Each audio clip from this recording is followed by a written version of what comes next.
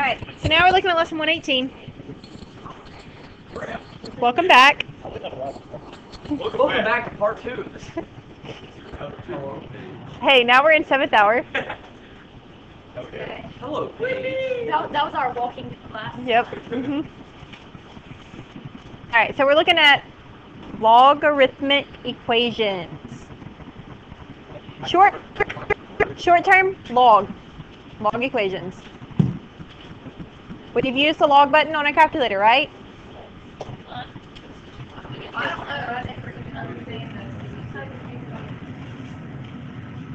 What? Alright, these are your rules for logarithms.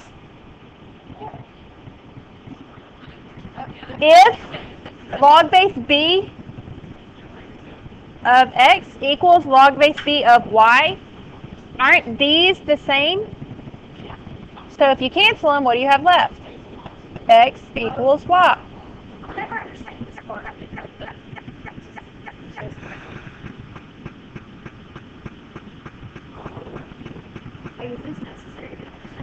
This is very necessary to know.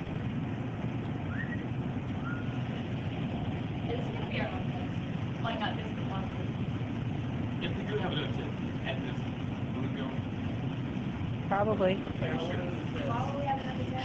Like, you are really going to learn to Alright. If you have two logs that have a plus sign in between them, you can take your little arguments and multiply them together. Arguments, x and y are your arguments. Arguments.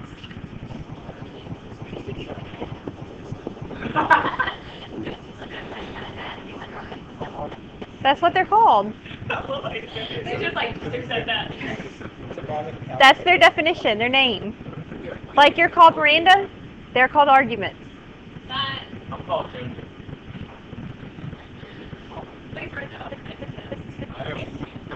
Alright, so if they have a plus sign between them, you multiply the arguments together. If they have a minus sign between them, you divide them. X minus y becomes x divided by y.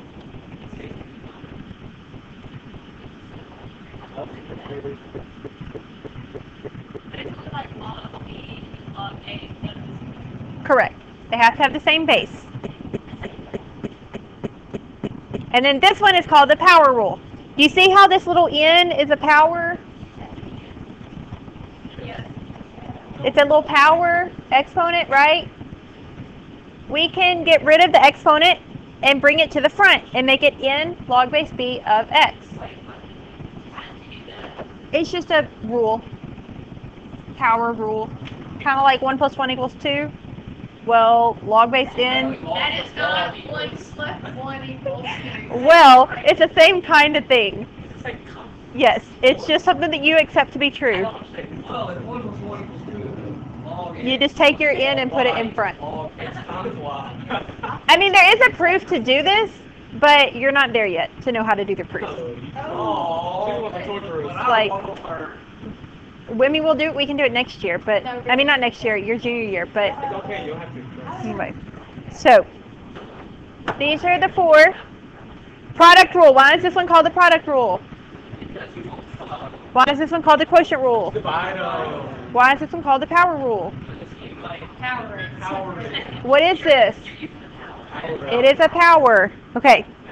So write down your equation. Oh man, that's not supposed to be there.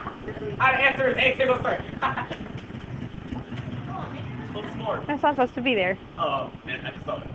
Okay, we got x. Yeah, we're solving for x. Write it down first. We'll go over how to do it.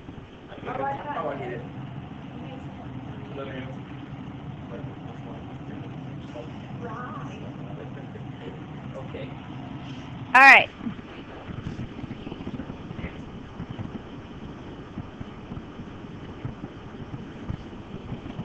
These two, how do we combine them?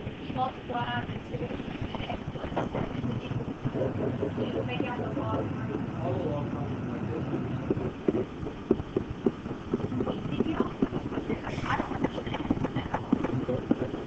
Do you agree?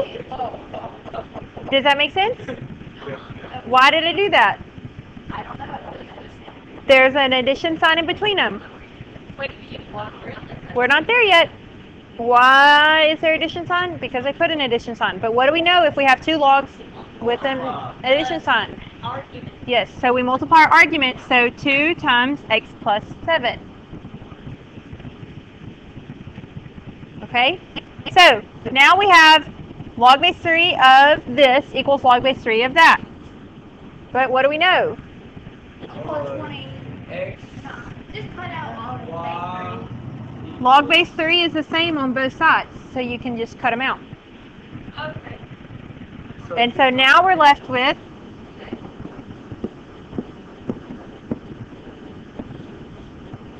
right? So 2x plus 14 equals 20. 2x equals what? So what does x equal? Okay? You do have to check and make sure that you don't have a negative number. 3 plus 7, is that a negative number here? No. Okay. You can't have a negative number for your argument. It has to be positive. Wait, so you get a negative number? No solution. Wait. If you get a negative number for an argument, then it's no solution. It can't be a negative number. It has to be. Yeah. If like if it had been negative 8, it would be a negative 1, and that doesn't work. Like try to do log of negative number. A negative number on your calculator, and it doesn't work. Yeah, it's like error. Okay.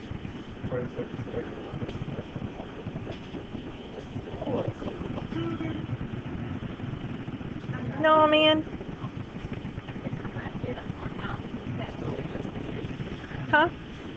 What happened? Okay. Anyway, I got rid of it now. That's okay. So write this one down.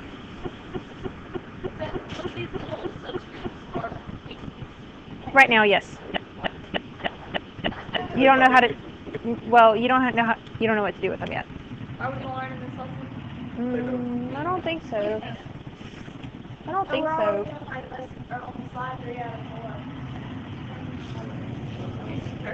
She doesn't know what it's like. Excuse me, teachers, for this announcement.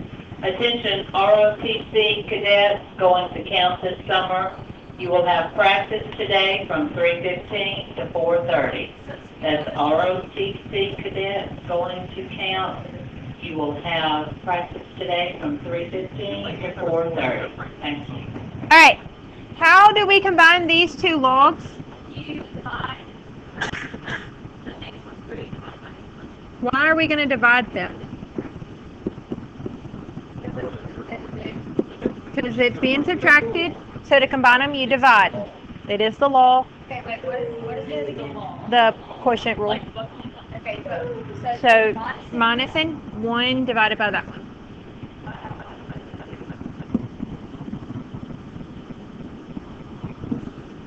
Okay. Y'all with me so far? It makes a difference. First one always goes on top.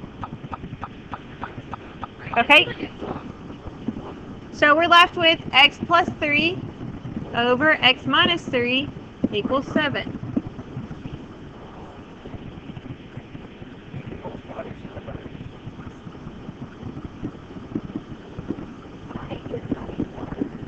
Then what happens on the left side?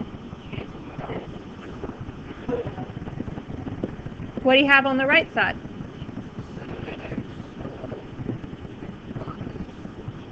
You with me?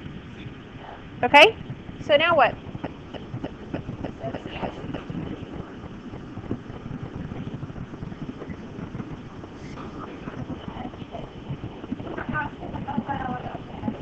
Alright, so now what do we have to do first? Okay, is this negative? Is this one negative? Alright, so that's our answer. Any questions on these?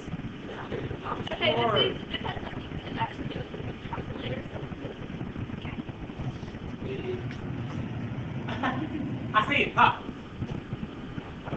Oh man, it didn't move over right.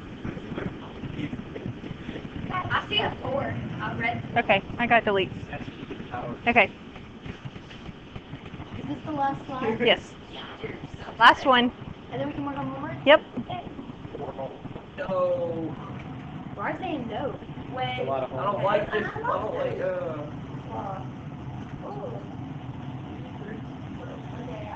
All right, so what rule are we using this time? Power rule. Power. Okay. Make the power. You'll make 64. What do we do with that 3?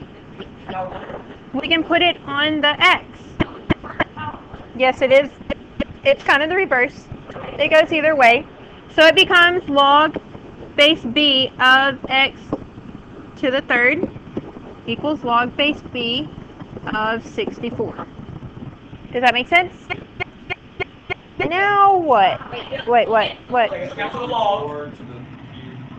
Cancel the log. Cancel the log. Okay.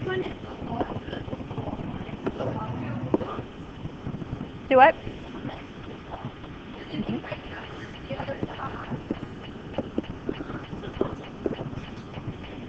All right, so if the x cubed equals 64,